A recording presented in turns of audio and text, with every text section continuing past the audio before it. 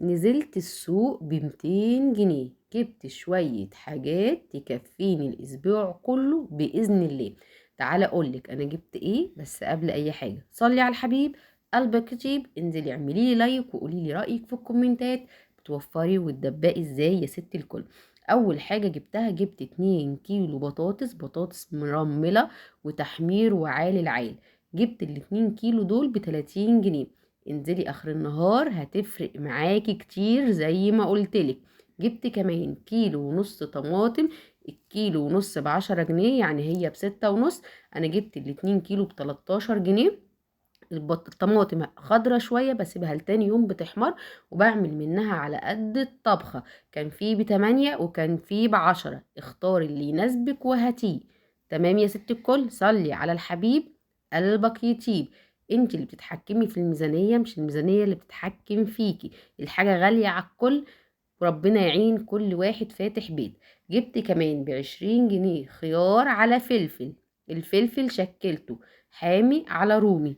احتياجات الاسبوع تقريبا دي تكفيني، طبعا مش شامله الفطار. الحاجات دي تكفيني غدا بس. تمام يا ست الكل. الخيار جبته مش عارفه كان عامل 12 بما ان اخر النهار، والفلفل جبت نص كيلو. المهم اديته في الاتنين دول 20 جنيه. تحسبي الميزانيه ولا لا؟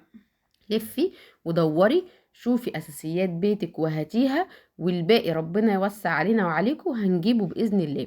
واحده واحده الدنيا هتمشي، بس ما تستنيش الحاجه ترخص، مفيش حاجه غليت هترخص. توكلي على الله، سلمي امرك لله، وان شاء الله ربنا هيسترها معايا ومعاكي. انزلي دوسي لايك لو انتي لسه ما دوستيش. نزلت كمان جبت شويه بقوليات، اللهم بارك، مفيش بعد كده. اهم حاجه، انا عن نفسي برتاح في الانصاص بحسها مبركه، اذا كان رز ولا مكرونه ولا زيت ولا الكلام ده كله. بجيب التومين وبشتري زيت سايب، للناس اللي معترضه ان انا بشتري زيت سايب، لا يا فندم انا زي اي بيت بشتري زيت سايب. المهم جبت كيسين مكرونه، واحده قلم وواحده سباكيتا. الكيس كان عامل 15 جنيه، يعني الاتنين ب30. جبت كمان كيلو رز نصين، الكيلو كان ب32 او ب33. جبت كيلو نصين. جبت 300 جرام من اللوبيا ب30 جنيه. جبت ورقتين فانيليا. جبت نص كيلو عصفور. جبت كمان نص كيلو قمح ب15 جنيه. العصفور ب15 جنيه. انزلي اتحكمي في الميزانية، وان شاء الله ربنا هيسترها معاكي طول ما انت بتحاولي وتسعي. القمح ده هنعمله كمان باللبن، وهيدفينا في الشتاء. يعني زي ما قلتلك استخدامات اسبوع ما فيها حلو كمان. صلي على الحبيب قلبك يطيب. انزلي هاتي حاجتك اخر النهار، حاولي تجيبيها نصاص هتلاقيها مبركة. انا عن نفسي بحس ده، ويمكن عشان انا متعودة على ده، بس جربي انك تجيبي الحاجة نصاص.